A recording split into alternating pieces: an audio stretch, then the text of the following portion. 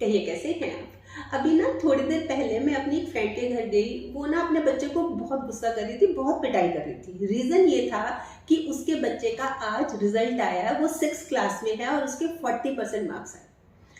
मुझे देखकर वो बोली कि इसका तो बिल्कुल मन नहीं लगता पढ़ाई में, बता मैं क्या करूं, मैं किस तरह से करूं। तो देखिए मेरे हिसाब से अगर हम कुछ बातों का ख्याल रख लेना तो ना सिर्फ हमारा पढ़ाई में मन लगेगा बल्कि हमारे तो मार्क्स भी अच्छे आएंगे। और ये टाइम है ना, ये बेस्ट टाइम है। देखिए इस टाइम को मैं बेस्ट टाइम क्यों कह रही हूँ, क्योंकि अब शुरू होगा नया सेशन, नई क्लास।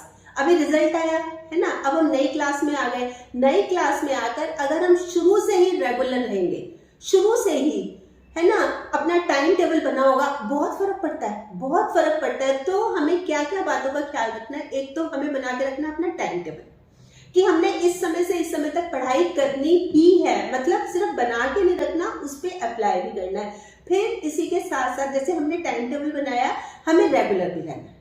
हमें जैसे स्कूल मिस नहीं करना। कई बार होता है स्कूल नहीं जा पाए तो अगले दिन अपने दोस्तों से, फ्रेंड से भाई नोट्स ले लिए कि क्या क्या पढ़ाई हुई थी। हम इग्नोर करते हैं, हम अवॉइड करते हैं, हमारा मन ही नहीं लगता ना पढ़ाई में, तो छोड़ो चलो।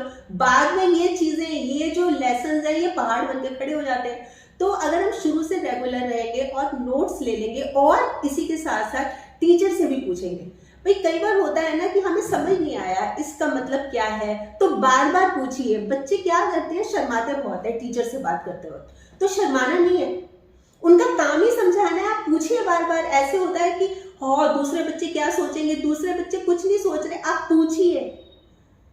पूछना बहुत ज्यादा जरूरी है, समझना बहुत ज्यादा जरूरी है। फिर इसी के साथ साथ हॉबी के लिए भी टाइम निकालना है, जो आपको करना पसंद है। बैलेंस बना के चलिए, हॉबी के लिए भी टाइम निकालना है, पढ़ाई के लिए भी टाइम निकालना है, इक्वली निकालना है। बहुत ज्यादा खेल खपाटा भी नहीं, बहुत ज्यादा पढ़ाई भी नहीं। जो भी करना है ना, चाहे आप 1 घंटा भी निकाल रहे हैं ना पढ़ाई का, दिल से करना है। जैसे खेलते हैं, जब दिल से खेलते हैं ना, टीवी देखते हैं दिल से देखते हैं ना, पढ़ाई भी ऐसे करेंगे। मतलब शुरू से ही जब रेगुलर रहेंगे ना, पढ़ाई बिल्कुल बोझ नहीं लगेगी, बिल्कुल भी बोझ नहीं लगेगी। आजमा के देख लीजिए।